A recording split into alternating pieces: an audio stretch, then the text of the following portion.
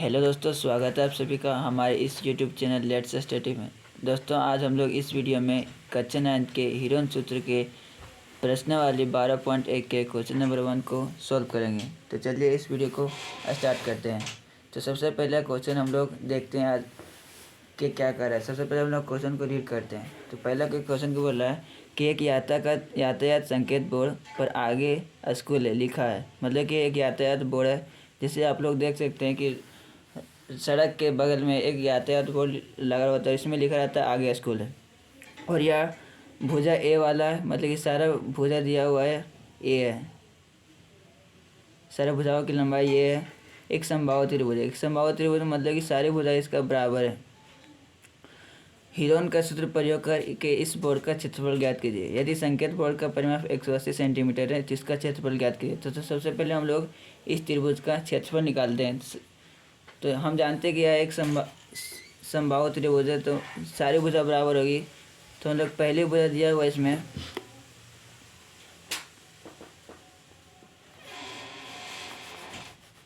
जिसको हम लोग ए सूचित कर रहे हैं, ये दिया हुआ है। दूसरी भुजा भी ये दिया हुआ है और तीसरी भुजा भी ये दिया हुआ है।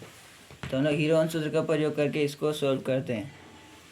तो हम लोग हीरोन सूत्र का प्रयोग करने से पहले हम लोग सबसे पहले अर्थ परिमाप निकालते हैं। तो अर्थ परिमाप इक्वल टू होता है a plus b plus c by 2, या तो s equal to a plus a by 2, या तो आप इसको लिख सकते हैं 3a/2।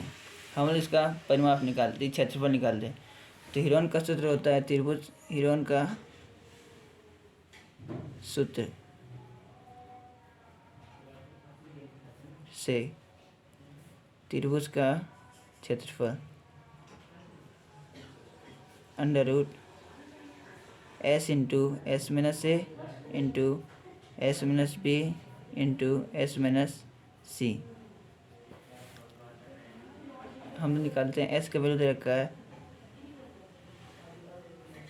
3a/2 into 3a/2 minus a का value a plus 3a/2 minus a into 3a/2 minus a। हम लोग के सारे भुजा बराबर है, इसलिए हम बी सी ए के जगह सारा ए लिखे हैं बराबर 3a/2 इंटू, अब इसका एलसीएम लेंगे तो 3a minus 2a into 3a minus 2a upon 2 into 3a minus 2a upon 2। अब इसको बराबर करेंगे तो आ जाएगा 3a/2 इंटू ये into 2 into a/2 into a/2। अब इसको कैलकुलेट करेंगे तो आ जाएगा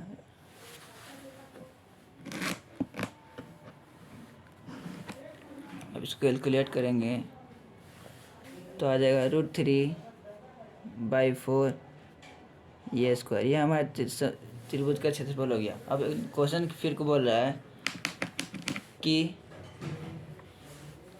यदि संकेत बोर्ड का परिमाप 180 मीटर है तो इसका क्षेत्रफल ज्ञात कीजिए। तो परिमाप करने का मतलब कि तीनों भुजाओं का योग दे रखा हुआ है। तीनों भुजाओं का योग यानी कि एक भुजा दे रखा हुआ है, एक दूसरा ये तीसरा ये। तो हम लोग सबसे पहले परिमाप निकालते हैं इसका।